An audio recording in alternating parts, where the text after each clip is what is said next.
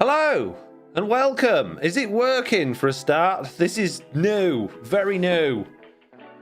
We haven't been on YouTube for a long time and I haven't got a game. We're just watching videos and stuff. This is weird.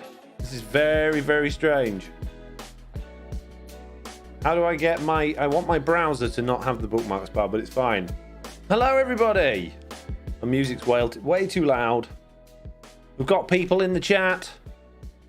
I recognise some of them. Lawful is here. Mr. Balrog. Tea. Tea is nice, but it feels so weird not to be the right way around and have all of the things. So here's my internet. I guess we should probably go to YouTube because today we're going to be we're going to be talking about my reactions to that thing that we watched, didn't we? Minecraft live stream and the 1.19 update. Jeez. Let's go to the Minecraft channel. Let's have a look at some of the things they put on there. Tea is British, says Lava Strike. Yeah, it's very, very British. Very nice. So how's everybody doing? What's going on? What's happening? My glasses are very dirty. I can see that for a start. They need cleaning. Jeez. We're doing well. Don't know really where to start, to be honest with you. I've not done this type of live stream before without a game. Just me talking about stuff. I should have made some notes, really, or had some sort of a plan, but I didn't, because I'm good at winging things. Or at least I think I'm good at winging things. Maybe I'm not. Pickles is here. To hide the bookmark bar, hit Control-Shift-B. Thank you, Splatube. Very much useful. This is fun and different, says Danny. I was checking out 1.17.40. Me too. I found a bug already today in 1.17.40. Hands up in the chat if you want me to show you the bug I found before we get going. Because it's easy enough for me to do. The chances are it's probably not even a new bug. But I found it today and I think it's new. So I could do that. Expert level winger, says Lawful Meteor. John Locke wants me to. Bugs do show, says Super Logan. It's not a particularly interesting bug. Not a very exciting one, but it's a bug nonetheless. My face is behind that little foxy thing, isn't it? That's annoying. I'm going to go up to the top, then it won't be. Ha! That'll show them. FNT, love you from India, says Mr. Fires. Is that when you go, I love you to the moon and back? Don't know why I'm doing that with my hands. Thank you. Jesse B here. Hello, Jesse. Dang, I'm late. No, you're not late. We're only just starting. Not even playing Minecraft. It's not even what we're doing, but I'm showing you a bug I found today just for no reason. Well, while people get here, settle down, get themselves a cup of tea, put the feet up. Might give you an idea of what video I've been working on today, coming out Friday. Nothing to do with Emerald Iron Farms at all. Don't know what you're talking about. Clear. So, the bug I found, let's grab an evoker, because why not?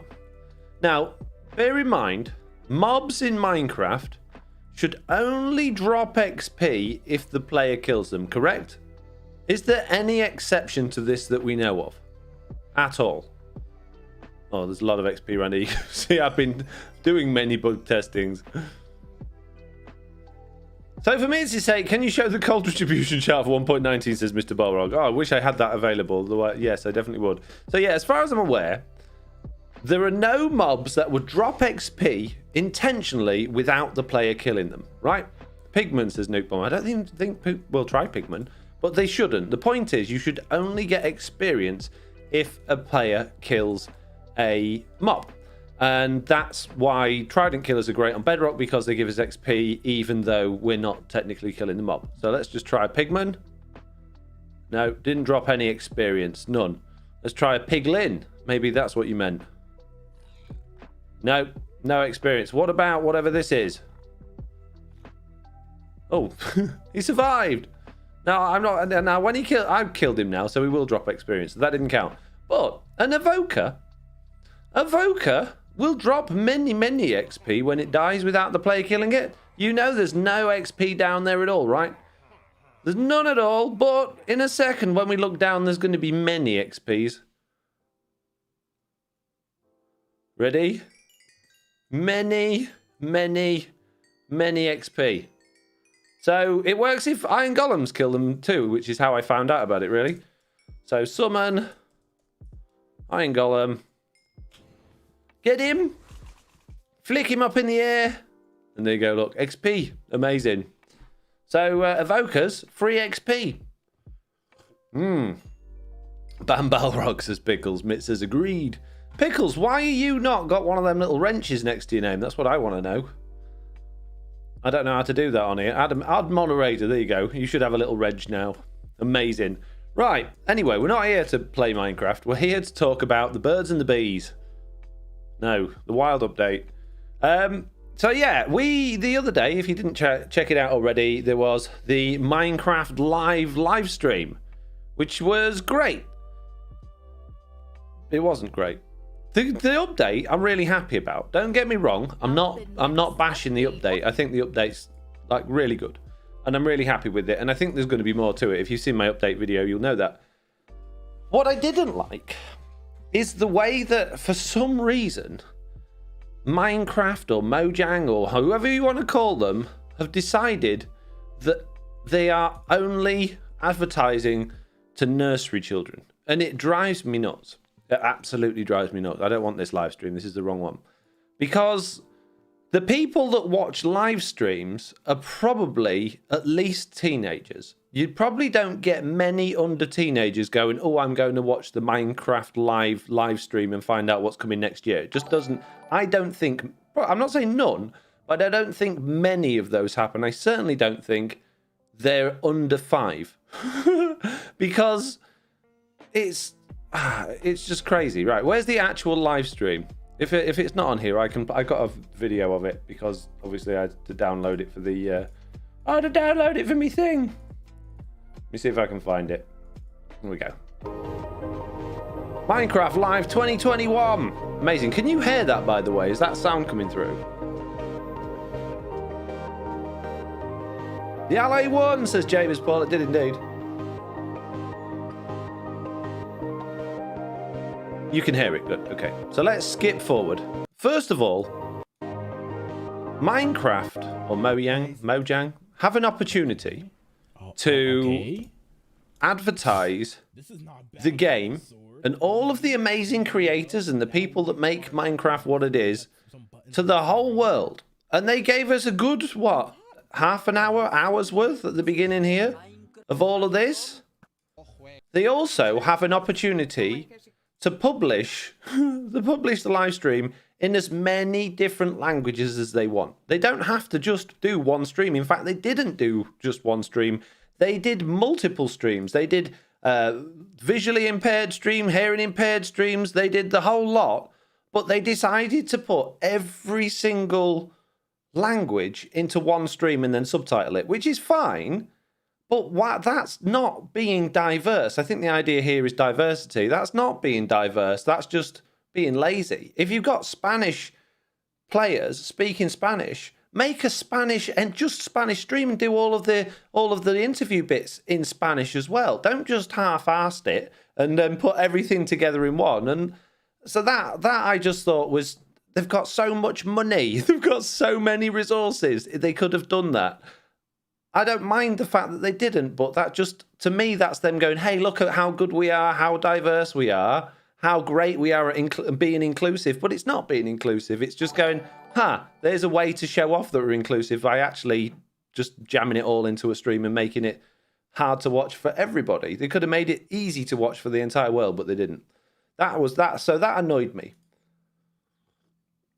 Where were we? On the stream. So then it got to the other problem with this, and this is absolutely nothing to do with the creators or the things going on, but all of this stuff, particularly the MCC Rising stuff, was just noise. It was noise, fast cuts, screaming, shouting, which obviously a lot of the younger people that watch Minecraft like, but it made no sense. It had no story. It didn't tell anything. It was just particle effects and noise. If we watch this for a bit, the cuts are so fast.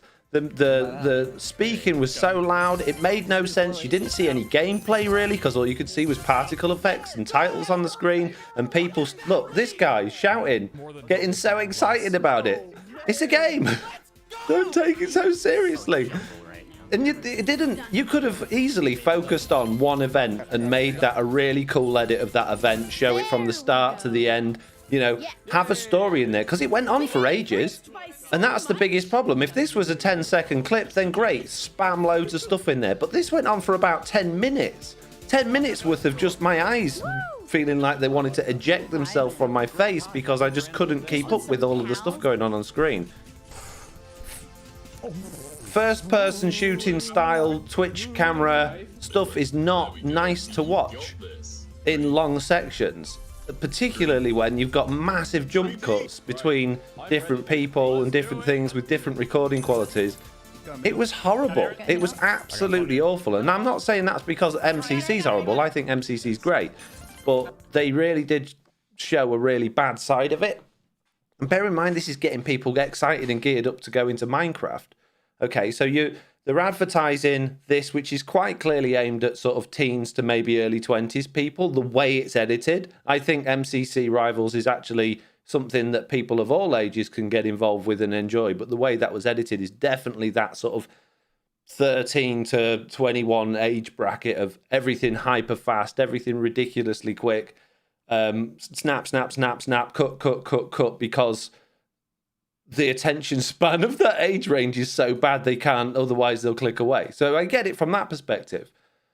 But then why go from that, right? All of that, cut, cut, fast, fast, noise, noise, noise, to, I'm trying to find the beginning, here we go, to Lydia, who's been there since day one and has some reason, no offense to Lydia again, maybe she's directed to do this, but she has decided that we're all 4 years old.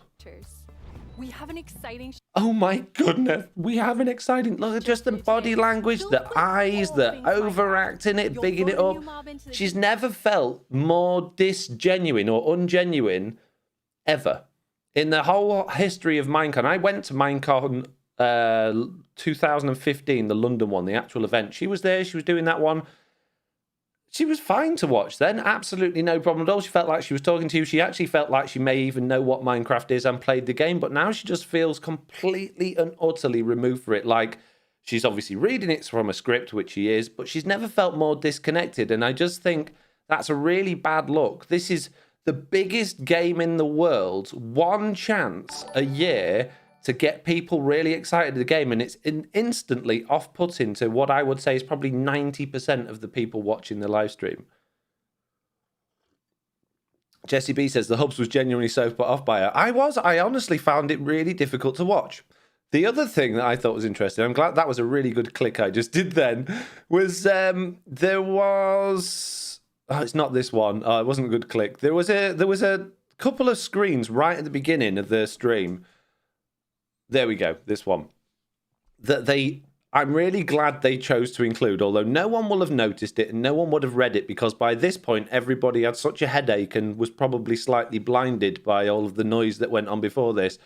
But it actually said, this is work in progress stuff we're working on, which may change before the final release. So they're actually getting that out early. Last year, Minecraft Live started with, hey, we're going straight into telling you what the update is, and they just out banging out, there's this going to be this, then there's going to be this, then there's going to be copper, then there's going to be this, it's all going to be amazing. They started from the beginning and made so many promises, which then obviously they couldn't keep. They made a massive, massive mess up. They got everybody really excited about it. It was a great Minecraft Live last year. All of the stuff was interesting. There was no rubbish in it at all.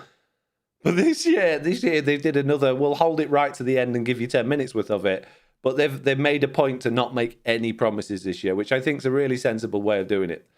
But yeah, the problem was, hello and just welcome to Minecraft Lydia. Live 2021. It's got to I'm change. your host and chief storyteller of Mojang Studios, Lydia Winters. Look at it's just exciting show for you awful. today. Sorry, Lydia. I really am. I like you as a person. I think you're great, but we're not. Who are you talking to? Hands up in the chat if you think there are. The majority of people watching this, bearing in mind it's millions from all around the world, are nursery age. Or maybe, let's give her some credit, maybe up to 7 years old. If you think the majority, that's more than 50% of people watching this, are under 7 years old, put your hand up. It was interesting that they said 1 to 2 months, says Jesse B. Yeah, the time scale thing was very interesting. Kai Moffat says nope. Lucian Des says nope. They can't, genuinely. The people that make the game must not believe, they can't believe that's the truth.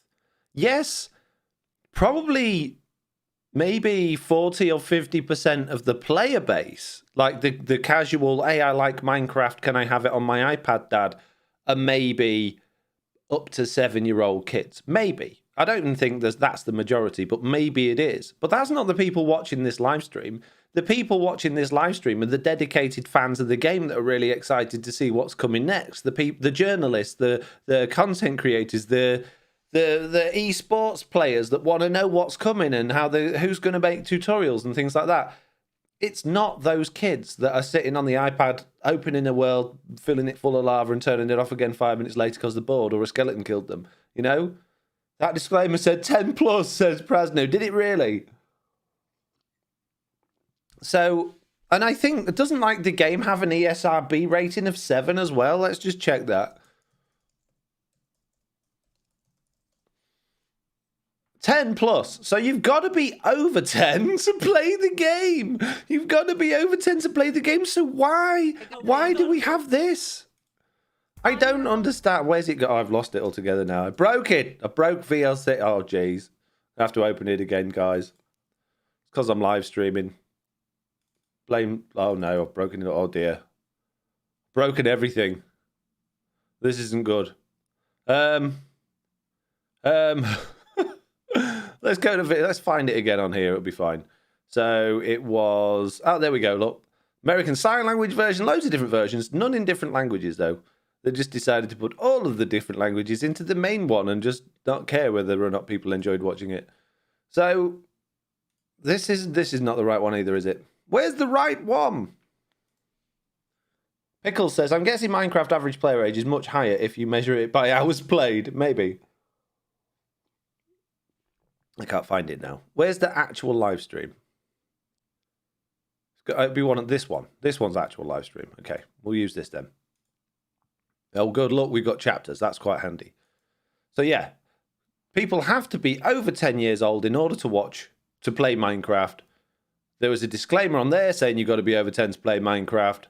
But we get Lydia, and she's not the only problem. No offense, Lydia, but you're not the only. I want to get that bit again where she's on stage doing that thing again to all of us Teletubbies.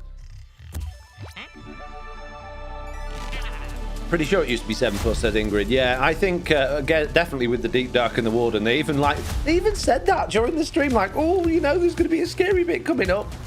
It's a game. Here she is, look. Minecraft Live 2021. Look at her. I'm your host and chief storyteller of Mojang Studios, Lydia Winters. We have an exciting show for you today, filled with all things Minecraft. You'll vote a new mob into the game, hear what's happening in Minecraft dungeons. We'll vote a new mob into the game. Let's go and have a look at voting a new mob into the game, because this is the other side of this that I still don't get. Maybe this bit is catering to 10-year-olds, possibly, if they've, been held back at school a couple of years. I think you're right, Pick, says Jesse. What did Pickle says? Oh, yeah, the hours played. Vote. But remember the Phantom? He's just as bad. That will be added to not Minecraft. Quite, but almost. But he's more cringeworthy to watch, but he's not quite as patronising. He's nearly as patronising, not quite as patronising. 3 different mobs that they think could potentially be. And I just don't get it. Who do they genuinely think is watching? The community of Minecraft players around the world get to decide which one gets further developed. How many of those 10-year-olds are clicking on a Twitter poll? There was 1.2 million people voted on those mob votes this year. They're not 10-year-olds don't do Twitter. That's like saying 10-year-olds are on Facebook. No, they're not. No one likes Facebook that's under 40. They've got the wrong. They were so aiming it at the wrong thing, and this year was so bad for it, way more than anything else. Willow Wolf says, let's hope Lydia won't see this. I hope Lydia does see this. I have no issue with Lydia at all, as I've said multiple times in this stream already. I think Lydia's great. I think she's either been directed to speak to people as if they're 4 years old, or she's just got the wrong end of the stick with it. But I don't think it's just her. I think everybody has the wrong end of the stick. So they've got Lydia with that. They've got this guy with this. But then when they go and sit back down on the couches, they're actually going through the game. All of this stuff is then suddenly rocketed up to a higher age level. I mean, you're still not talking to adults at this point. This year, last year there was. Last year was definitely talking to the players. This year feels like they're aiming it all at the kids again. But don't get me started on these guys that ask questions. A Minecraft YouTuber, I stream and I've got a question for you. I've got a question for you. Good job. But yeah, I'm not here to beat the thing up. I just think there's some serious problem with how Minecon has gone this year, and it's not the update. The update's great. It's not the content. It's not the people. It's the performance is just all wrong. It's all wrong. Something else that was wrong. They suggested that there was a catchy tune that everybody was getting stuck in their head over at Mojang, and it was this year's Element Animation thing. But this year's Element Animation thing was absolutely nothing like any Element Animation thing I've ever seen before. The animation style was not good. The 3D modeling was not good. The song was not good. Update? I don't get it. It's like Element Animation took the contract but then shipped it out to, a different studio because it just didn't feel Element Animation at all. It certainly wasn't a catchy song.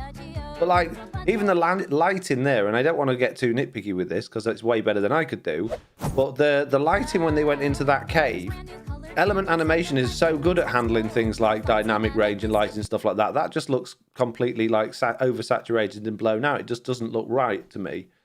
It was funny cute for me, says Joan Gilla. Well, we're all got different opinions and thoughts. I'm not saying it was horrible or it was bad, but it just wasn't. It didn't feel remotely Element Animation. It just felt completely wrong for them. Does anyone else not get that feeling? Looks very messy, says Jessie B. It feels maybe rushed, possibly. But Element Animation has been one of my favourite YouTube channels forever. They're brilliant. They're so good at what they do, and everything is so slick. And when they do make mistakes, they make it into a joke. There was no jokes in this. There was nothing of... I don't know, it just felt really off. Also, did anybody notice that? Oh man, listen to the Glow Squid lyrics. The glow squid fill their caves with light. Don't think they do. Don't think they do. Missed out on the villagers, says Nathan. Exactly. When did Element Animation did Minecraft stuff without villagers in it? It's all wrong. Jessie B said, yeah, that's what I meant by messy. Seemed very rushed, like it was second draft. Yeah, I think so. Yeah. There's some nice looking bits in it, like in the caves, but it just didn't feel Element Animation-y at all. So much more. And then back to the serious cringe. It's been quite the turnout for our first round of mob voting. This is totally wrong, says somebody who's I can't read out. What do you mean it feels totally wrong? The song feels totally wrong. This live stream feels totally wrong. Minecraft live stream feels totally wrong. So yeah, anyway, without bashing on the live stream anymore, we've done that to death now. The only other things I've got to say about the actual live stream itself was just the fact that they really did make a point to leave it till last again. And if we look at these chapter points here, we don't get to any content until 1 hour and 50 minutes into the live stream, and that's right near the end. We're pretty much done by that point. So, and a lot of that was just waffle. A lot of it was waffle. There was a lot of gameplay footage, which was great. There was actually more in-game footage this year than there was last year. And I know that sounds difficult to believe, but last year, when I did my, hey, look at all of the things coming in Minecraft 1.17 video, there were a lot of still images, there was a lot of concept art, but there was hardly any video of in-game stuff. You really did feel like there wasn't a great deal that had actually already started being in development to a point where they could play it like this has. Whereas this, even though it was a tiny section of the live stream in comparison to the other one where they actually talked about the update, there was so much more actual in-game footage, which meant I didn't have to use any graphics or B-roll or anything in my this year's update video, because I could just... in fact, there was more of that than I could actually squeeze into my video, which was great. So that's good that they've already clearly been working on a lot of these things. But as someone pointed out to me the other day, that's probably because a lot of this biome stuff is recycled material, in the sense of it's finally the biomes that they promised us back in 2017 when we had the biome vote, or the first biome vote. They said, oh, all of these biomes will get into the game eventually, but they never did. And now this obviously is the update where they're going to do that, or at least they're doing that with the swamp that we know of, and birch biomes for some reason. But I think we'll see other biomes getting done, because the stuff they're adding in, even if they do all those biomes, is easy. They're doing maybe a couple new blocks, a couple of new tree types, a couple of new plants, and then a couple of new mobs. And I mean, I know, and you probably all know now, they even went on about it in this live stream, how easy it is using tools like Blockbench to create new mobs and things and give them AI and whatnot in the game. So they're really not, there we go, this bit here. They're really not going to have to do all that much work to actually implement all of the biomes. There's only 4 that's missing from the original votes to get those into the game. So I think we will see that. I'll be surprised if we don't see that.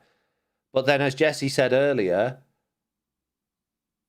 side note, I love Agnes, says Jesse B. I love Agnes as well. She's great, isn't she? Pickles says, when they showed the mobs, they gave more information that wasn't included in the videos. It was enough to change my vote. Yeah, absolutely. They did. I actually voted for the robot. I'm glad we got the Allay, but I don't think it's going to be as fun as everybody's thinking it is. But we'll talk more about that in a minute as well. No away from Allay. When they said Copper Golem might be brought back to life by lightning, I was sold, says Pickles. Yeah, exactly. That, and the fact that you can like use your axe on it and bring it back to life again. I just like the fact that you would have like aged, just stopped copper golems just in your base, like rusted old statues. I just thought that sounded really good. It'd be great if you could actually like pick those up, silk touch them when they were broken down and worn out, and put them in your base as sort of like gargoyles. I just thought that would be great. But anyway, yeah, I don't think there's a great deal involved in making the biomes of the game look better, because biome changes and biome work is actually surprisingly easy to manipulate already with what we got with add-ons, and obviously they're Mojang, so they've got access to everything else as well. So I think we will see all of the biomes updated that were suggested, and maybe even some other updates like to the birch forest as well. I'd be amazed if we don't see that, because this is the perfect opportunity for them to squeeze that in. Yes, I wanted statues, says Jesse, but I'm guessing that shocks no one. JC's here as well. Hey, JC. How you doing? So, yeah. That pretty much covers the live stream, I guess. Now, it doesn't cover the Allay. Where was the... Oh, they didn't announce it until right at the end, did they? The Allay. So, there's, as usual, a lot of speculation about exactly what this thing can do. And the thing I keep seeing more and more on Twitter, and as people are talking about it, is that it's a hopper minecart. But it isn't. It's not a hopper minecart. It's a Vex. It's a retextured Vex with 2 inventory slots that you can put an item in one inventory slot, and it will then come back with similar items from the other ones, from items it can find gathered around. And then it will just chuck those items down near note blocks. What I think the biggest limitation of this is that it's going to be quite slow, because it's just a Vex that's floating about and flying around. And yes, it's probably going to have purpose, but I don't think it's going to be quick. But it can't go outside of simulation distance, which is normally, if you're playing with as little lag as possible, 4 chunk simulation distance. So unless those items are on the ground or somewhere really near you, it's not going to do much good. So I'm really struggling to actually think of something. I'm not very good at things like Psycraft does and Mumbo Jumbo does, where they come up with all these amazing ideas for stuff.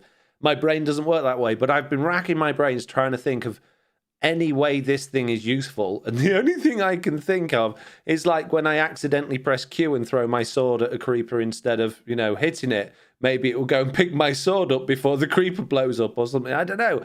I know everyone's thinking this is going to be a whole new way of transporting items around. Maybe we can have multiple of these things. One's holding redstone and one's holding gunpowder, and they're going to collect all of the mobs from drops from our witch farm. But that's just going to create massive amounts of lag if we've got loads of allays whizzing about within a small area trying to pick items up for us. And I just don't think it's going to work like that. I really don't. I think water streams and hoppers are still going to be a far more efficient and reliable way of moving things around. Someone else mentioned that, it would be great when you're mining because you won't have to use minecarts to send your stuff back. Whoever uses minecarts when they're mining to send their items back to base? You don't do that. You go off mining, you fill your inventory up, you come back. Nobody actually uses minecarts to transport items around. Surely, hopper minecarts, 99.9% of use is surely just going to be in farms collecting items, right? Lucien says, Copper Golem should have won in my opinion. I agree. But then everybody just kept saying, well, that's just a chicken on a pressure plate, isn't it? Well, it is, but it's a new chicken on a pressure plate that's got more interesting look, and it's different, and it's fun, and it's not just a Vex that's retextured that fetches one thing back for you at a time. Jesse says, that's my worry, that some people will have 80 and I'll not be able to move. Yeah. Just keep chopping and planting, says Mr. Balrog.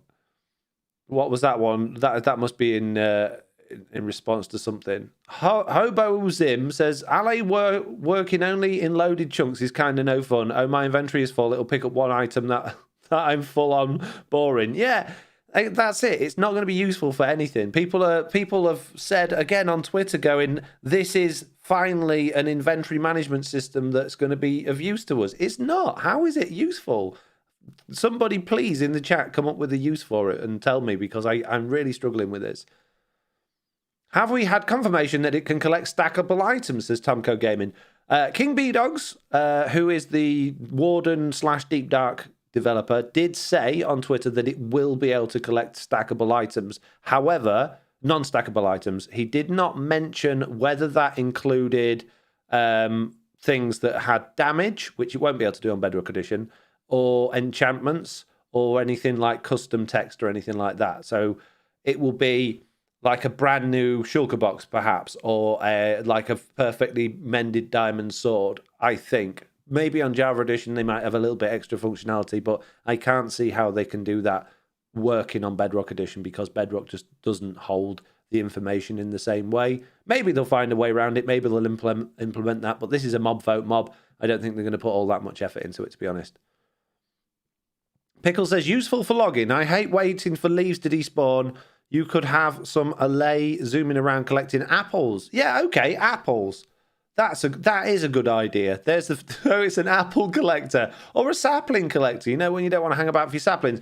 But you can still only go four chunks away from it before it'll, stop working. And because it's loose, potentially despawn, because if it goes over a chunk border as you're moving away from it, it'll then just disappear from the game, and then you've lost your Allay. And we don't know how we're going to get these things. Are we going to tame normal Vexes? Are we going to have to go and find one of those evokers that drop XP, as we discovered right at the beginning, and tame one of its pets? How are we going to do it? I'm really interested to find that out. I think that could be an interesting mechanic. I hope they don't just sort of randomly spawn and we have to get them.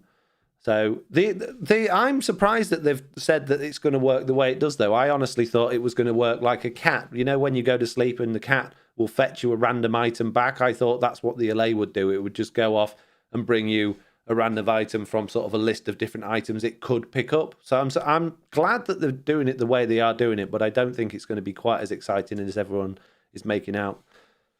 Daniel said, why did they do a second round of voting when the Allay cleared 50% on the first round? Were they hoping for a different result? Well, that's just how the voting system works. That's how they've always done it. They always have the first vote and then the second round. So it's just how votes work. Graham Hub said, I am currently building a Guardian farm, and the amount of ink sacs I am swimming out to get is annoying. I suppose an Allay could help with that. That's about it, though. How would it help? Yeah, I guess. But again, your ink sacs are going to be miles away from each other. I think that's going to be more problematic than it's worth. Maybe. I'm a bit reserved about the Allay. I've got to admit, I'm not overly keen on this one.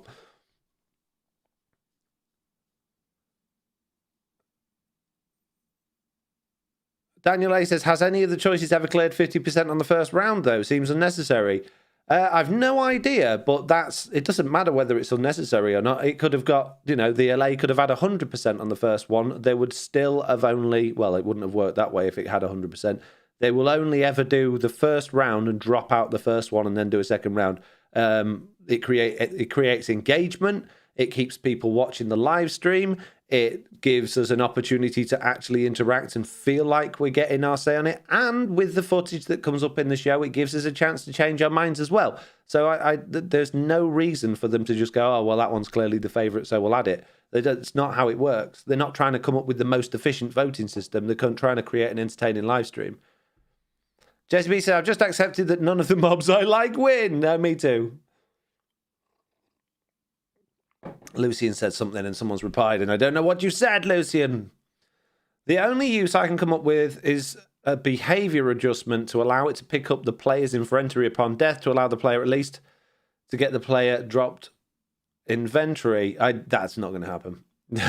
I can't. And it would just be out if you died. How can it pick your items up? Because you've respawned somewhere else, so it's not going to be working anymore. To please remember, no mobs can work outside of that simulation distance, and that simulation distance now exists on Java Edition as well. Theirs is more flexible than ours is, which of course it is because it's Java Edition. Oh, that's another thing I wanted to pick up on, actually.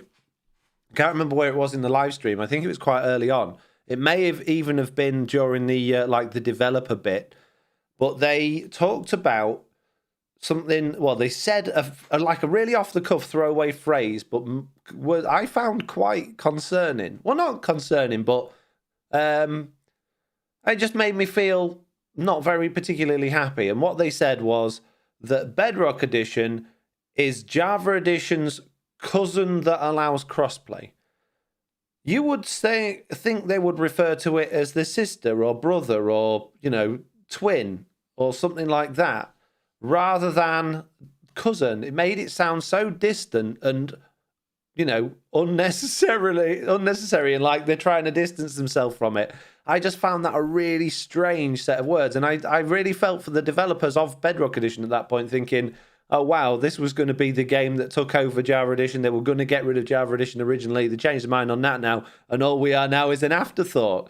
So I half feel like Microsoft are now backpedaled so far that their Java Edition is where they're planning on putting all of their eggs, as in like the phrase, putting all their eggs in one basket. So is Bedrock Edition done for? Is it finished? I mean, that's the edition that brings in all the money because of the marketplace. Are they going to be adding a marketplace to Java Edition? Are they going to be, finding new ways to monetize that? It's really bizarre. Are they going to find ways to, enable Java Edition to work cross-platform because it works on Java, which most, in fact, all devices can run. Some have limitations on it because of security issues, but I can't see any reason why it wouldn't work on other devices, particularly now other devices are a lot more powerful than they used to be. So maybe that's the direction they're going in. Who knows?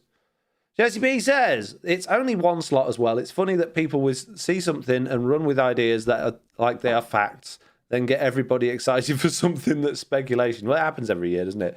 Glow squid will glow up and you'll be able to use them for cave lighting. No, they won't. No, definitely won't. Yeah, they will, because they're glow squid. They'll glow in the dark. No, they'll just look bright compared to everything else because they won't be affected by shadows. No, they're adding dynamic lighting to the game. Oh, jeez. You can't win with those people. Even when the developers say, no, they're not going to add dynamic lighting to the game, the same people still like fight for that as if it's such a strong belief that can't possibly be wrong. It's really strange. Jesse B there saying, yeah, the cousin comment was a jerk move. I agree.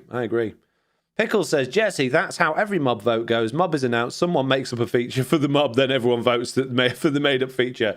Yeah, I think Twitter polls, probably not the best way to go about it because they've been proven time and time again to be so easily influenced by obviously people with a lot of influence, but not only that, but botting. It's so easy. You can spend $100 and get 1,000 votes on a Twitter poll in seconds because a podcast I listen to called The Computer Game Show, they have every year they do a Game of the Year thing and they often put this specialist vote thing on Twitter.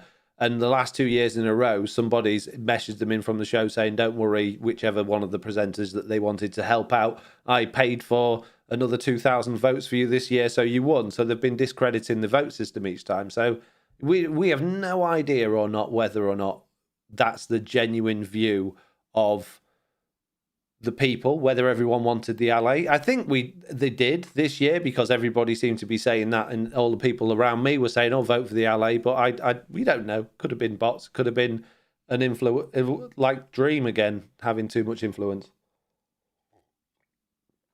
Clan Cuthbertson says, agree, they also will hypnotise folks. Says, yeah, that was on the Glow Kid as well, wasn't it? Yeah, they're going to be mesmerising. They're going to be hypnotising you. No, I don't think they are. Jesse B says, I mean, I love Java. It's more stable and reliable. If TB was Java, I'd be on Java mostly at this rate. Yeah, I'd like to move to Java Edition at this point. See, Bedrock seems to go forwards and then backwards. And it feels like it's on the backwards again at the moment. So... yeah, that was Minecraft Live. That was it, really. It was good. I enjoyed it.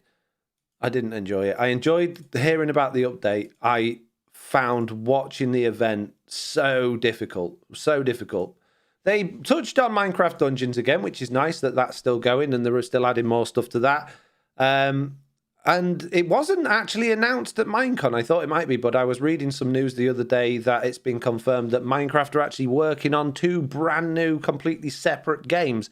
Or not separate games, more Minecraft games, but like not Dungeons and not Minecraft Earth and not obviously Minecraft 2.0 or something. So that I thought they might mention something to do with those during the live stream that they didn't. So I'm looking forward to hearing more about that. But that's all that the news article I read said is that they've confirmed that Mojang are working on 2 more Minecraft-style games. So that'd be interesting. Danny says, Jesse B, oh no, sad Danny noise. I love the fact that you guys play on Bedrock and that you like it. Well, I thought you liked Bedrock. I think we do like Bedrock. I think the thing that's frustrating is it's all of the things that we want to do on it are just so difficult to do. Running a server on Bedrock, for instance, I mean, it'd be so much better if we could run from a realm, but realms still are massively underpowered, still massively difficult to use because they're so buggy, and it's really frustrating that we know as a player base that if Mojang made a top tier or a pro tier realm system that had more resources and charged more for it, we wouldn't need to be going to places like CubeToast or other hosting companies and paying for servers because the Realm system's really good. It's built into the game. It would be amazing if they had that and allowed us to unlock the player cap or add more RAM or change the render distance or whatever. It's so disappointing that they don't do that. It's such an oversight from my book. There's a couple of things that Mojang do like this. Like, they won't allow add-ons on the marketplace on their own at the moment, which is costing them, I would say, billions of pounds at this point, or dollars, because everyone wants add-ons. And I know that because I get asked for them all the time. We know that. You can prove by my website downloads how many, I've had nearly 750,000 downloads of my add-ons now. It's crazy that they won't have them on the marketplace when it's really just probably a click of a button and a new page in the filter list to add, which I find bizarre. So hopefully that will change in the future. But Realms is another one. It wouldn't cost them anything because Microsoft own the servers. They own the servers and all of the farms that it all runs on. All they've got to do is just add a tier in, which is, it's all virtual, it's all cloud-based, to just say, hey, give this one more CPU, more RAM, allow them to change more things. It's not going to be a massive issue. So that's one thing. For me personally, my biggest issue with Bedrock at the minute, it's not the bugs in the game as such affecting gameplay. It's that I like to tell stories. And I've been less and less happy and interested in telling stories in Minecraft for the last year now because of the constant bugs with skins. So obviously, Minecraft, one of the biggest things about Minecraft early on was that you could upload your own skin file to it on Java Edition and then Bedrock Edition and play as who you wanted to play on. Obviously, consoles were not able to do that because you couldn't upload files to those. But for PC players and mobile players, that's been a thing forever. And then that all broke when they added in like the custom stuff, this persona skins with the blinking eyes and the stuff like that. They broke it, and you just... all of a sudden, everybody in game started having the same skin files. So we got around that by creating actual skin packs. And we made our own truly Bedrock skin packs, and that worked. It was great. All of a sudden, you could be your actual player and start doing storyline stuff again. But now that's broken. And when I try and do like storyline videos with my characters in, I want 2 camera accounts plus maybe 2 or 3 players in the game, all wearing different skins. So I get out. I've got a PC over there. I've got a laptop. I get the iPad, my phone out, whatever devices I can. It still doesn't work. I either end up with 2 FoxyNoTails, or Big Chicken's got Mr. Onion's head on, or Jack last time had his head coming out of his arm socket. It was so broken. It literally took me 4 hours, and I'm not exaggerating, 4 hours, because of skin problems. And the other biggest problem was, considering Bedrock is the cousin that allows crossplay, getting 5 different devices in my house to actually be in the same world just was impossible. I was trying to do it today on my Iron Farm video. I was trying to get Big Chicken's computer just connected to the same LAN game. I'm on the same network. I tried to do it through without going through the network. He just couldn't connect, would not connect to the same game. I sent an invite. I did invite only. I opened it up to friends. I opened it up to friends of friends. It just wouldn't connect. And it's just so frustrating that this is the game that supposedly makes it really easy to join. And the only way I can do that is to set up a server, which I don't want to set up a server every time I'm doing like a quick clip on a creative test world or in a world like that. So I just find it incredibly frustrating that these things that are supposedly like the advantages of Bedrock are so much easier to do on Java Edition. So, yeah, as Jesse says, we're not going anywhere. No worries. We just get frustrated. Absolutely, we do. Right. Pickle says, Foxy, what do you think about the creator part of the live stream? A lot about Blockbench, not a lot about much anything else. To be honest, I completely switched off at that point. I don't understand what they're doing there. What I find concerning about this is that they keep saying how easy it is to become a Minecraft marketplace content creator and make content. And there was some talk a while ago with another group of people that were Minecraft marketplace creators that said that there was talk going on that they were going to open up the marketplace to literally anybody that wanted to make content, a bit like MCPEDL is, which would just kill the livelihoods of so many people that now make their living from Minecraft marketplace. There was quite a handful of companies that were able to do that, which was great because that meant that they were putting out quality content. There was enough competition between them to actually have to put out quality content, but it meant that they were getting found. Their stuff was getting bought. They were actually making money from it. They actually could make it their full-time job and hire people and artists and video people to make cool trailers and thumbnails for it all. And it made it look really professional. These companies that were doing it. If they open it up to absolutely everybody and allow anybody to post marketplace content, then all of a sudden those companies can't operate anymore because they can't afford to, which means they shut down, and that means that all of the content that's on the marketplace just becomes complete trash because there's no way of managing it. Now, the way it is at the moment, it's really well structured, it's really well organized. There's a lot of process that you have to go through to actually get anything on the marketplace. They have to go through a lot of testing, it has to go through a lot of quality control. So I don't see that happening, but it does concern me when I see sections of the marketplace of the live stream like this, where they're going on about how easy it is to do and how everybody can do it. Because who are they advertising that to, and why are they advertising that? It would be so much better if instead of doing that, they were just going, hey, if you're a Minecraft content creator, if you're a marketplace partner, these new features are coming and you're really going to like this. But they didn't do that. So, I don't know. I find it slightly concerning. Slightly. Look at that butterfly, though, says JCB.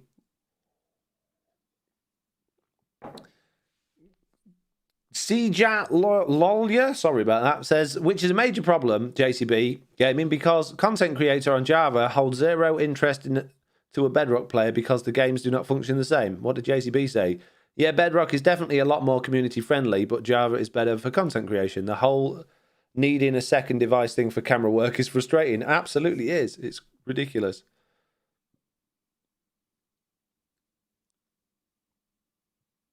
I can't speak as a marketplace creator, but playing some of the maps and packs people put on is hard to think of how it was allowed on the marketplace.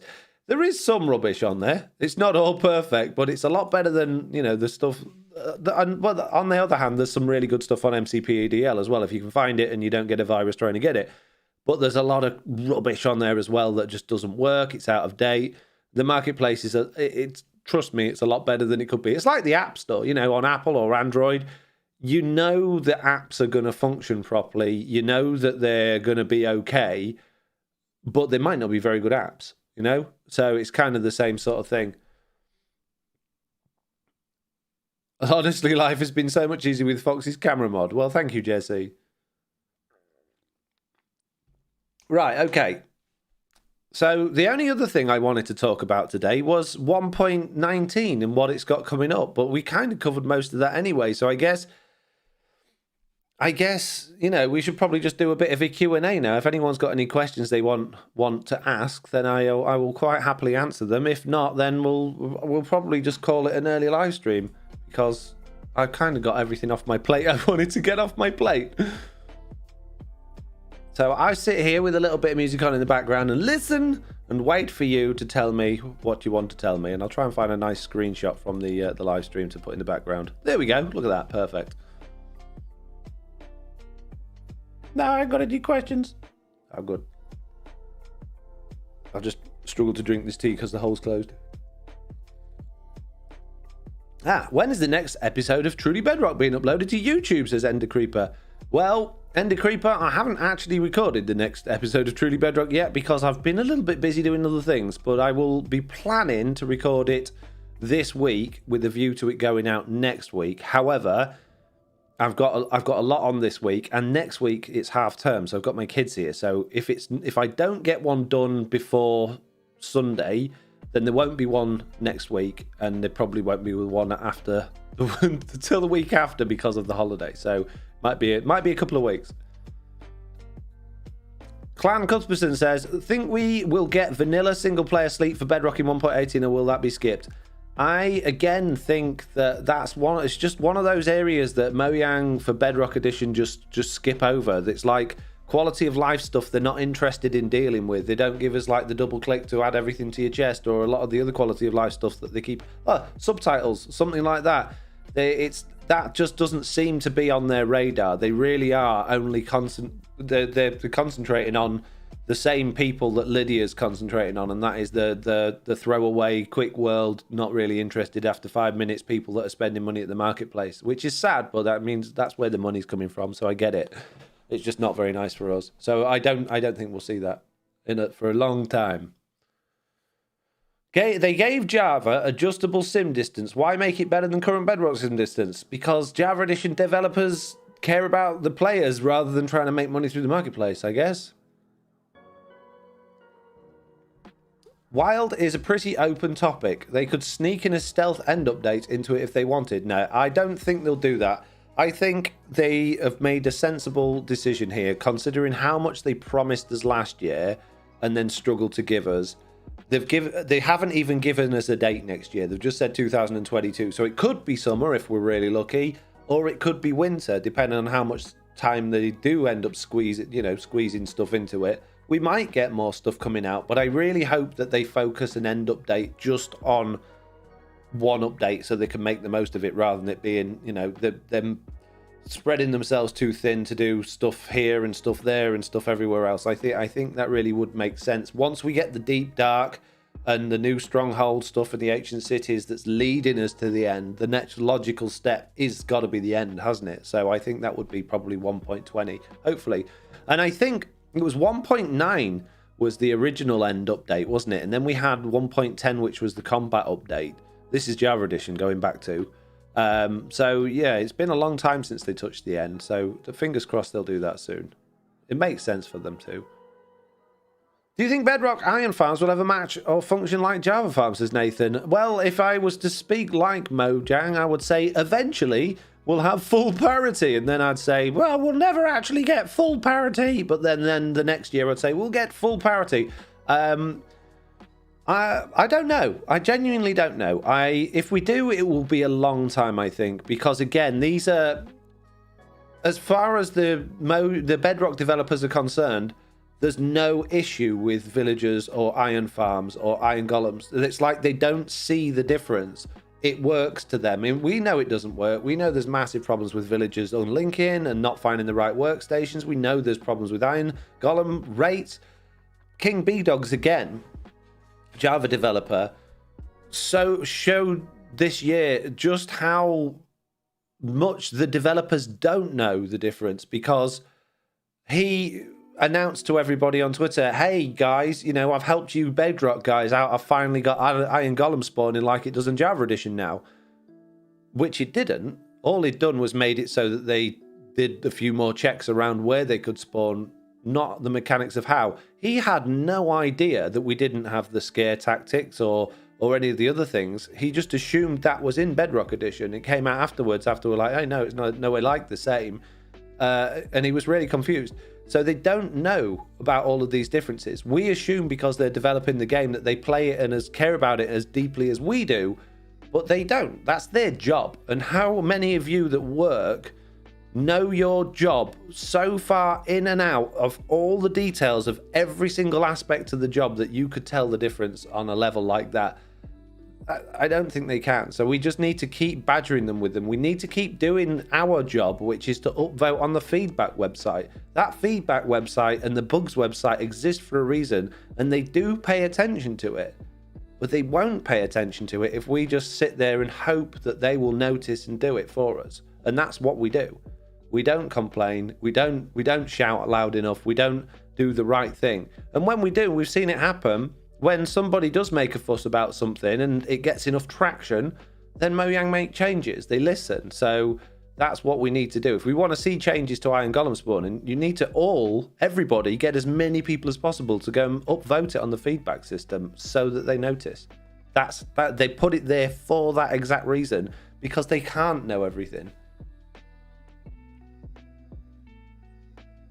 All right, what were we up to? Sorry, I rambled on a bit then, didn't I? How about frog's legs as a food item, says Lockdown 1972. Well, they did say that the frogs are going to give, each different type of frog is going to give a different item that's useful to the player. Now, that's a really vague statement. That could mean it's going to give you items that already exist in the game, or it might mean that they're going to give you new items that exist in the game. No, that don't exist in the game. So, yeah, frog's legs could be one. What else could you get from a frog drop? I don't know, frog skin? What do frogs drop? Not much, but to find 3 different things that they could potentially drop, I think is going to be interesting. That we know they're adding in a new status effect, which is the was it darkness that they showed when the warden pops out the ground? Or no, it's when one of the skulk shriekers goes off, doesn't it? You get the darkness effect. So maybe they'll add a new potion effect, or maybe there'll be something that we can use to help with that. Cell Dweller 1982 says, do you see yourself going full Java full time? If not, what would it take to make you leave Bedrock? Jeez. If I was just playing Minecraft for fun, I would probably at this moment go back to Java Edition, because Bedrock has, like I said, has become really frustrating. The truth is, for me, because it's my job, I've lost the excitement in Minecraft these days. There isn't much about playing the game where I feel that amazed feeling that you do when you play it as a casual player and go, oh yeah, I really enjoy this, I really enjoy that. So I get the fun out of creating content on Minecraft instead of actually playing the game. So it doesn't really bother me which version I play, because at the end of the day, it's just it's a piece of software that I'm using to create content with. If my audience showed any sign that they were happy with me playing Java Edition, then I would probably be more tempted to move over from Bedrock. But early on, when I first started Bedrock, or what was known as Pocket Edition back then, when I started making Pocket Edition videos, my channel just started going in the right direction, because the people that were watching me were playing that version of the game. That's still the case. The majority of people that watch me are still playing Bedrock Edition. So for me to go back to Java Edition would just mean I get less views again all over again. So it would be quite damaging to my channel to do that. I'd probably quite enjoy the change and the different pace, but I think that's maybe something for live streams rather than actual videos for now. That'll change as we get some more parity within the games, but I think it'd be a long time for that to happen.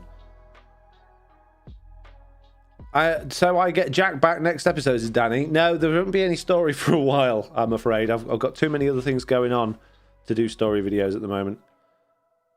What changes will you make to spider spawner farms since mobs will only spawn and 0 light and magma puts out light? Interesting question. Well, we just need a different block that spiders can't climb up, don't we?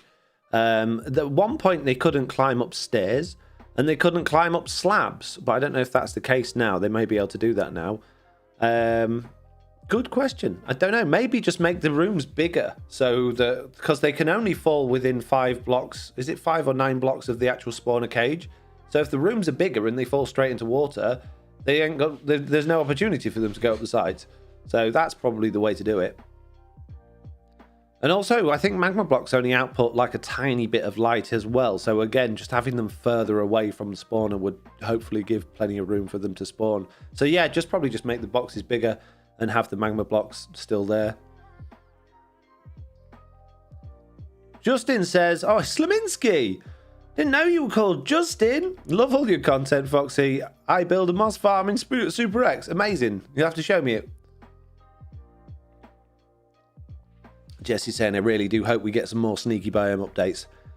Well, let's go to that bit of the live stream because I think they suggested they were, but they just didn't elaborate on it. So let's see if we can find that, shall we? It was after they got rid of King B Dogs before he could open his. I think he's a bit like Tom Holland, you know. I think he likes to let more slip than he probably should, and then he gets in trouble for it. I don't know if that's true, but I just get that feeling. Right, let's see if we can find it. Thanks, Brandon. Thank you so much, Brandon. Yeah, go off you go. Don't tell anyone anything. Agnes, the deep dark is one part, this sort of very adventurous after talking to Brandon. And then the other part you said is really this more of that beauty and, you know, the atmosphere of Minecraft. Yes, so we want to like celebrate the wilderness of Minecraft. And one thing we want to focus on is immersion. So when you play Minecraft, we really want you to feel that you're inside the Minecraft world. Actually, like we are now. So beautiful. And we also want to focus or have focused on biome diversity. So we want to find like a unique identity for different biomes. For example, right, okay. Unique identity for different biomes. For example, the birch forest. The birch forest. So they didn't say, "Hey, we're just doing the birch forest in the swamp." They said, "Hey, look, this is an example of the sort of thing that we're going to do." So we know that they are planning on not just touching birch forests and swamps. That shows us that there is more that they're interested in doing. They're just not being specific with us exactly what they're doing. And again, I think this just comes down to them not wanting to make too many promises that they can't keep. Or maybe this kind of did feel a little bit all rushed and put together. So maybe this was sort of a last minute decision to say, hey, look, you know, we're going to delay the end update to 1.20. Let's just do the biome update for now because we've run out of time. So, yeah, Jesse says, looks like new flowers. I think these white flowers are new. I mentioned that in my video. Can you see how they're like dandelion clocks and the bits are coming off? And then we've got these fungus on the side of the tree up here as well. Bear in mind, these are artist impressions that are sent off to external artists. This isn't actually done in-house at Mojang, I don't think. Maybe I'm wrong about that. So that's not necessarily meaning we're getting something, because also if you look down here, there's a stick on the floor, there. It's just a drawing to give an idea of, you know, the visual look that they want the game to have. So don't read too much into it. But I mentioned that in my my update video. Look, we've got mushroom stuff sticking out of trees. We've got more flowers. So maybe. But do we need any more white dye? Who knows? Yeah, I don't think they're going to just do that. I genuinely think from what they said there that they're planning on covering a few more. Let's listen to it again. And one thing we want to focus on is immersion. So when you play Minecraft, we really want you to feel that you're inside the Minecraft world. Actually, like we are now. So beautiful. And we also want to focus or have focused on biome diversity. So we want to find like a unique identity for different biomes. For example, the birch forest, as you can see in this beautiful concept art. So in the birch forest, we want it to be like light and peaceful, and the sun reaches the ground, the trees are taller, and the flowers, things like that. It's really beautiful. It looks So then they skipped really quickly away from talking about that to really focus on the swamp, because obviously that's where all of the footage was. That's what they've obviously been working on already. I wouldn't be surprised if they already had a lot of the sort of things worked on for that for a long time.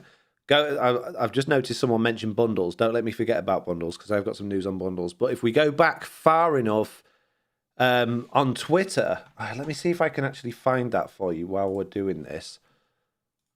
This might be a bit difficult to show. Ooh, I've just made everything really small. I've got a list somewhere. How do I look at my lists? There we go. If we look at my, there's a Mojang team list. That didn't work at all. Now we've got pictures of things that we don't want to be looking at. No. Okay. So that was embarrassing, wasn't it? It's probably going to be really hard to show because they tweet so much. But for a long time, I'll try scrolling down for a while, they have been tweeting about Snapshot Day and with pictures of frogs. They've been doing it for I would say, getting on towards a year.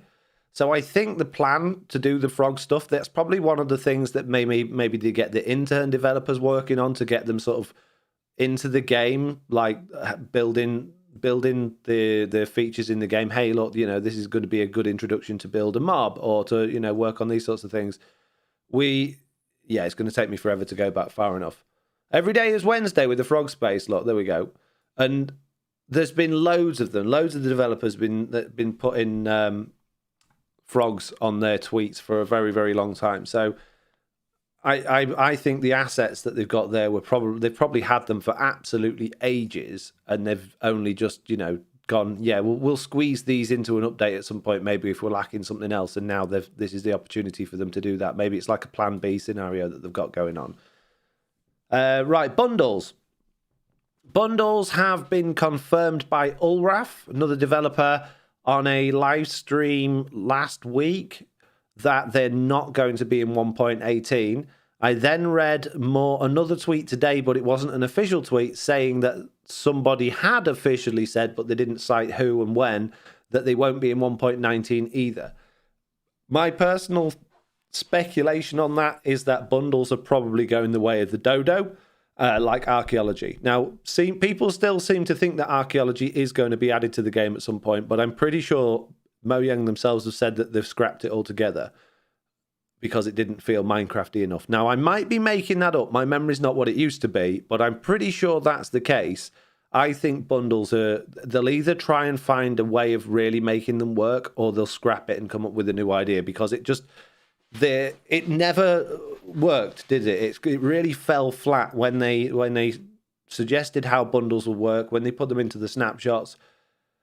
I think there was such a negative reaction from the viewer base on that, because they weren't the solution we were looking for.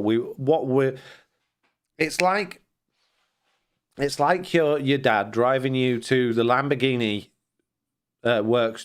showroom, dangling a new set of keys in front of your face and saying, "Hey, son, I bought you your first car," and then saying it's over there in the parking lot and it's a three-wheeler, covered in rust and nothing to do with Lamborghini at all. They said, "Hey, we've got this inventory management solution for you. You're gonna love it," and then gave us a broken down old piece of junk that's not going to help. That's how I see it. I know a lot of people didn't see it that way, but again, that seemed to be the people that really strongly wanted to believe there was such a good addition to the game, but really hadn't or actually considered or thought through properly how they would work, and they didn't work. They were awful. Bundles were a solution, desperately trying to look for a problem that is solved correctly, says Clan Cumberton. Exactly. Jesse B says, the way it's worded does make it sound like there are others being tweaked. Oh, that's to do with the biomes. Going the way of the archaeology, I believe she also said. Yeah. Clan also said, I think archaeology was a bit a bad fit for vanilla Bedrock would have fit Educational Edition better. Yeah, absolutely. When they first showed it off, I thought that was part of Education Edition. It made sense, but apparently not. So there you go. How are you? Says 7Moda7Y the best. I'm all right. How are you doing? How are you doing? I'm good.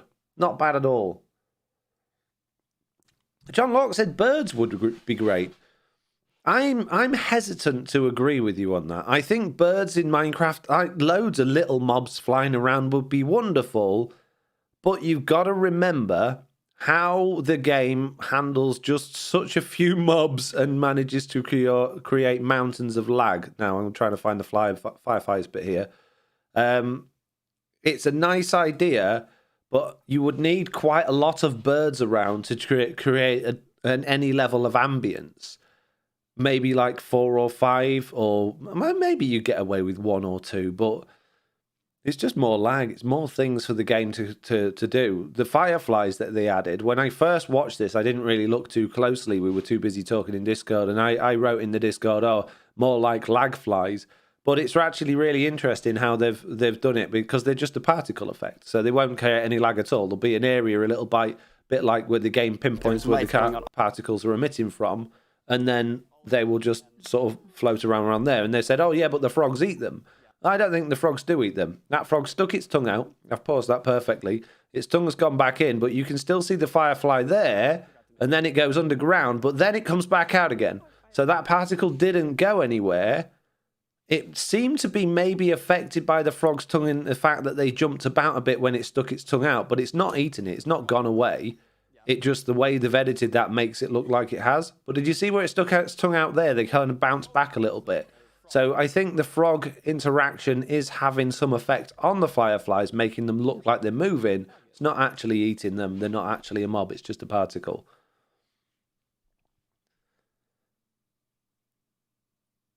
Clan also says, I still like the idea of heavy storage blocks and take 9 block items and then create a new block that you can unpack later. That would really help. Yeah, like compressing blocks. I really like that idea as well, but again, that's really modded, isn't it? But that would really help with inventory management. Shulkers are an end game item, though. The bundles were meant to be an early game inventory solution, but they're not an early game inventory solution.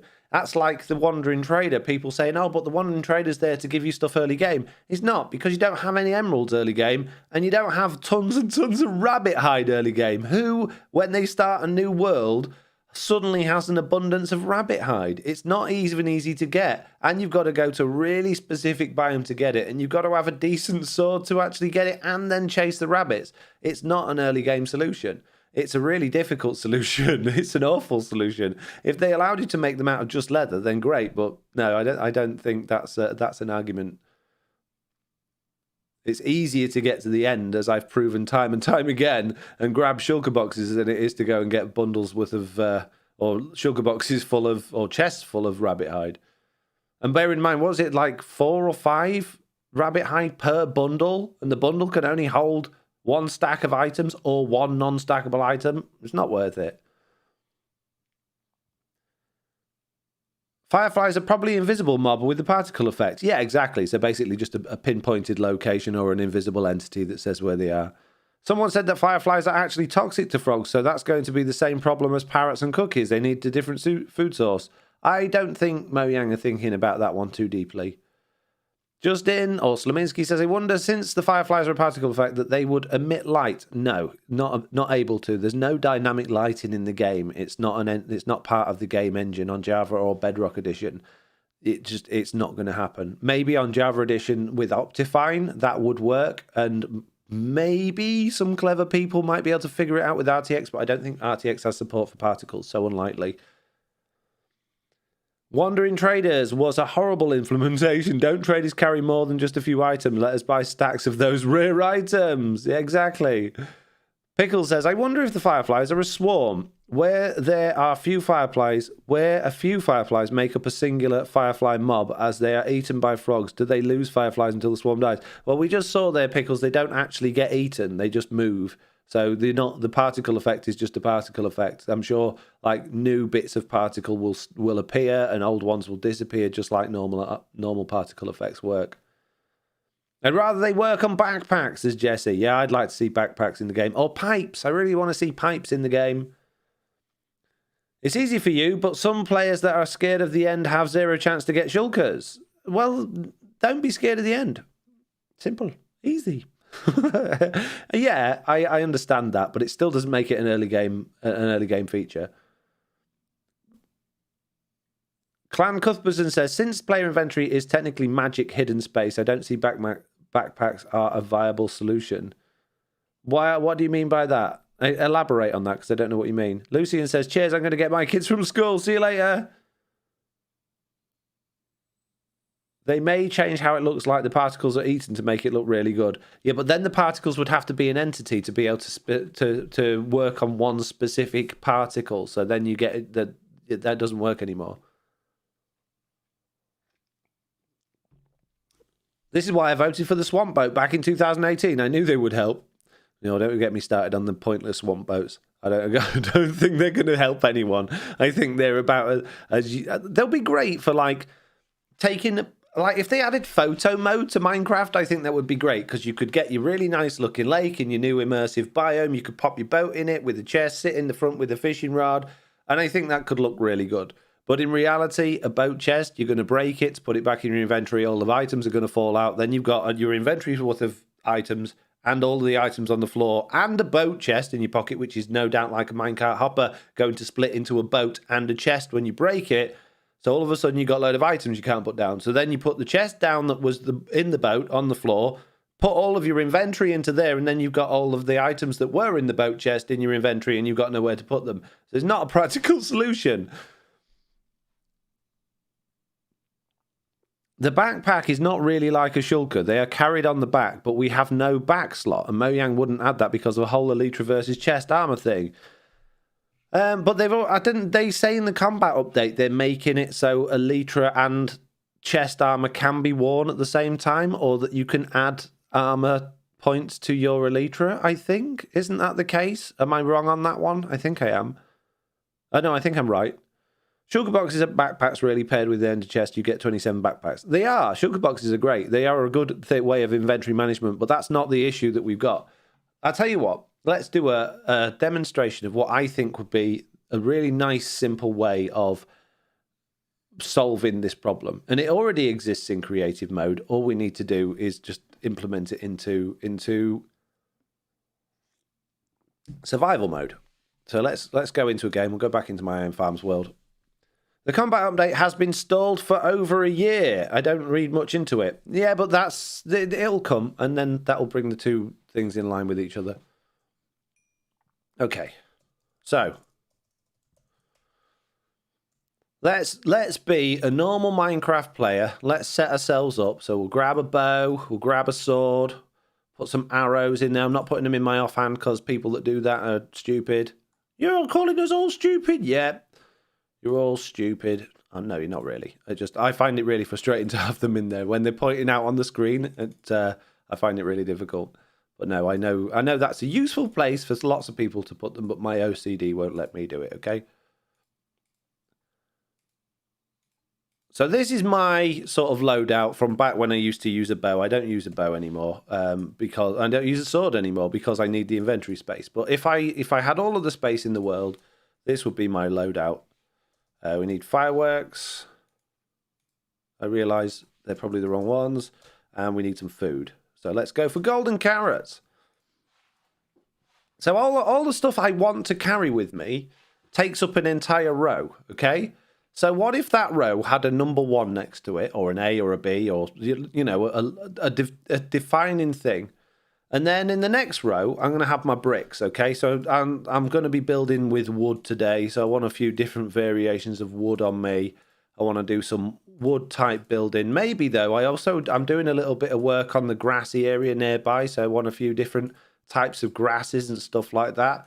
So what if that had a little button on it, or a 1 and a 2 and a 3 and a 4, and I can just switch between those rows. So I can go, okay, like in is it on Java Edition creative mode, you can have different creative inventories that are just stored in there.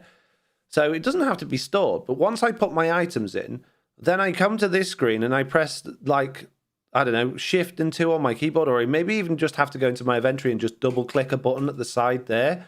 And then those items all shift into my hotbar and those ones all shift to there. So then I can start placing my oak blocks, but I need to use my pickaxe again or my wood. So I just come into my inventory, double click a block there or double click there. And then I can break it and I go back. And it's a couple of steps, but I'm thinking of mobile players and console players as well that might not have keyboard functionality to make it easier. Just have a push-in button on each one of these that allows you to pick which one you're using. And then all the other thing we need to do is just drop this down by one row and just give us a fourth row of inventory slots. And then there's problem solved. Completely problem solved. Like Stardew Valley, says Slewinski. Is that how it works in Stardew Valley? I can't remember. But yeah, if that's how it works there.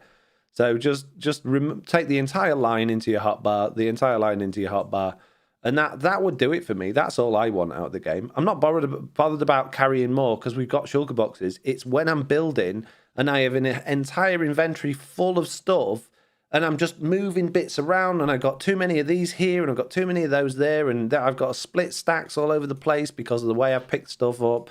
So just that would be better. That's the sort of same thing I suggested once, saved survival hotbars. Well, I'm not necessarily asking it for it to be saved. I don't mind if I die and it all goes like all over the place and I have to do it all again. But just the ability to really quickly just switch between them and maybe just have an extra row. An extra row would be great, but even if I can't have an extra row, just an ability to switch between them quickly would it just makes so much difference to me, and I think a lot of people. Pickle says, combat update could fit into wild theme. Yeah, you're right there. Maybe that's the plan, who knows? Seriously, that's a genius solution, says underscore. Many underscores, I'm mad. They already confirmed that there's a UI overhaul for mobile at least. Yeah, that's like the dressing room and stuff like that. That's all of this stuff they're talking about, isn't it? Surely. It's not going to be within the actual working of the game, is it? Who knows? Who knows? I hate this stuff now. It just doesn't feel Minecrafty at all.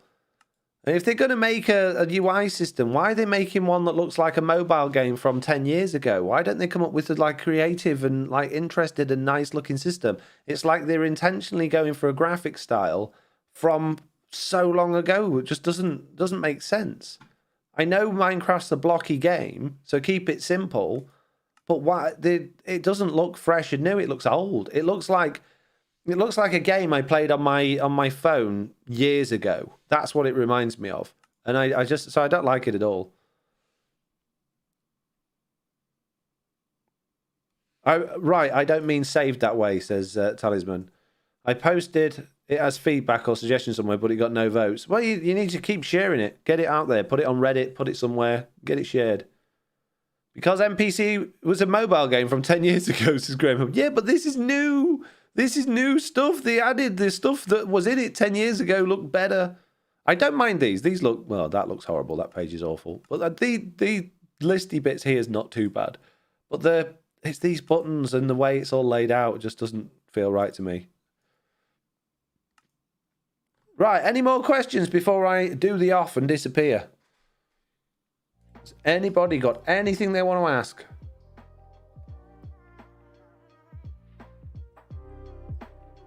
Autofill would be nice when a stack of blocks empties in your hotbar and refills from your inventory so you don't have to manually fill it. Yeah, that would be great. That would be really good. Java looks so clean, says 43 Badgers.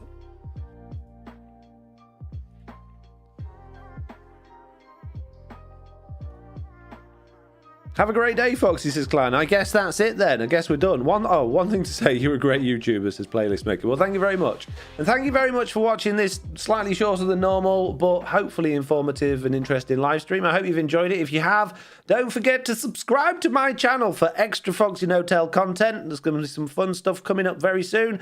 And do all of the good things like joining my Discord and downloading all of my free add-ons and things and resource packs from my website and do all of those good things.